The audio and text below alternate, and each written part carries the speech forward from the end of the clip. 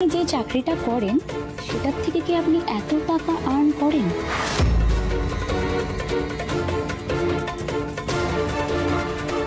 ও আমার একমাত্র ছেলে, ও চাকরি করতে যাবে কেন? ও আমার কোম্পানির একজন ডিরেক্টর, আর আমার কোম্পানির টার্নওভার কত সেটা তুমি তোমার বাবার থেকেই জেনে নিও।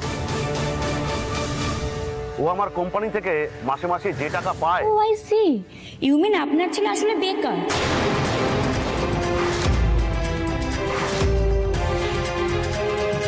না মানে আপনার ছেলে এই বয়সে এসেও কোনো কাজবাজ নিজের থেকে করে না, আপনার ঘাড়ে বসে খায়। How deer! আরে আঙ্কেল, আপনি ডিয়ারের কি দেখলেন বলুন তো? যেটা বলছি পুরোটাই তো ট্রুথ। মানে আপনার ছেলে আপনার ঘাড়ে বসে খায়, মানে আপনারই টাকা সেটা।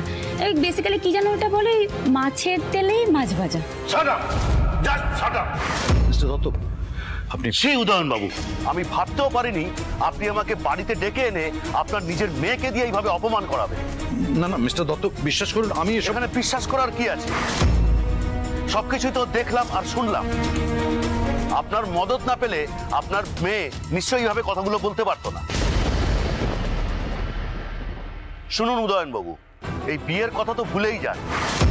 আমার কোম্পানির সঙ্গে আপনার ব্যবসার কোলাবোরেশনের যে কথা হয়েছিল, কোনোদিনও সেটা আর সম্ভব না।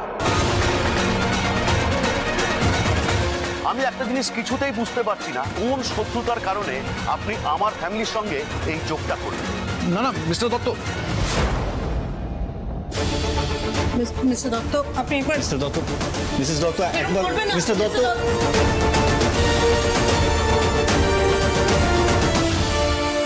রশনি, কি করলে তুমি? কেন করলে বলো তো? কি চাওটা কি তুমি? কেন ছোট বৌদি, তোমরা জানো না আমি ঠিক কি চাইছি? আমি তো সকালেই বলে দিয়েছিলাম যে আমি এই বিয়েটা জাস্ট করব না। বাবা কি করলো? বাবা তা সত্ত্বেও সবাইকে ডেকে রোজকে অপমান করলো। কেন করলো? কেন?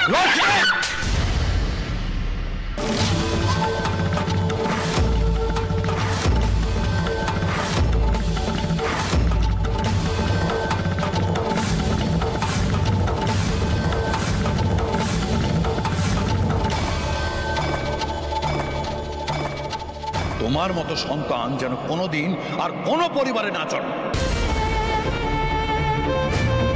শুধুমাত্র নিজের জেদ বজায় রাখতে গিয়ে আজ আমার আর আমার পরিবারের সম্মান একেবারে ধুলোয় মিশিয়ে দিলে।